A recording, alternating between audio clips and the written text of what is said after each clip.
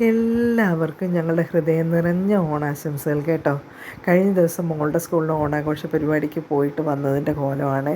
അതിനുശേഷം ഞാൻ വൈകുന്നേരം ഉപ്പേരിയെല്ലാം ഉണ്ടാക്കി വെച്ചു കേട്ടോ. ചേനയും ചേമ്പും കായും ശർക്കര പുരട്ടിയും എല്ലാം തയ്യാറാക്കി വെച്ചു. അതിന് പിറ്റേന്ന് ആണ് ബാക്കി കറികളെല്ലാം ഉണ്ടാക്കിയത് കേട്ടോ. പണ്ടൊക്കെ നമ്മൾ അപ്പച്ചന്മാർക്കും നമ്മളുടെ മുതിർന്നവർക്കൊക്കെ കൊടുത്തതിന് ശേഷമാണ് നമ്മൾ കഴിച്ചുകൊണ്ടിരുന്നത് അല്ലേ. അല്ലെങ്കിൽ നമ്മൾ തറയിലിരുന്ന് കഴിക്കും. ഇപ്പോൾ അങ്ങനെയല്ല, നമ്മൾ കുഞ്ഞുങ്ങൾക്ക് ആദ്യം വിളമ്പുന്നത് അല്ലേ.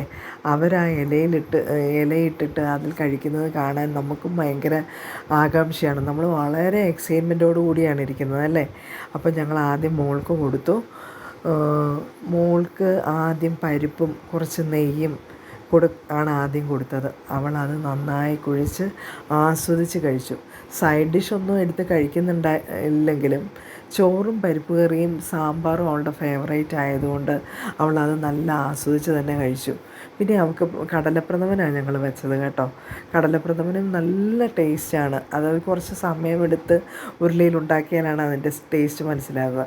ഞാൻ അതിലേക്കൊരു പഴവും വെച്ച് ഒരു പപ്പടവും വെച്ച് നല്ലതായി കുഴച്ച് അത് കഴിച്ചു. അത് കുഴയ്ക്കുന്ന കാണുമ്പം കുറച്ച് അരോചകത്വമൊക്കെ തോന്നുമെങ്കിലും അത് കഴിക്കുന്ന ആൾക്ക് തരുന്ന സന്തോഷം ചില്ലറയൊന്നുമല്ല കേട്ടോ.